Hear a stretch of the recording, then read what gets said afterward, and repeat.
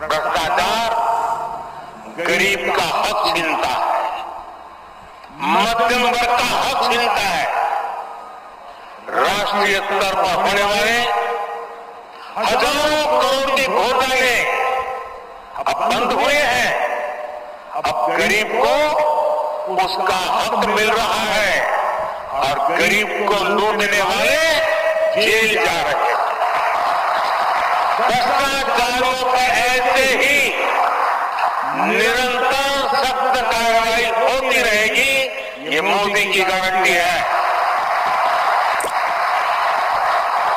ऐकलं काय बोलायचं सांगा. म्हणजे देशाचं एक वेळेला बाजूला ठेवू, परंतु आपल्या महाराष्ट्रात तर गेल्या 2-2.5 वर्षांपासून जे काही चाललंय त्याचे तुम्ही आम्ही आपण सगळे साक्षीदार आहोत.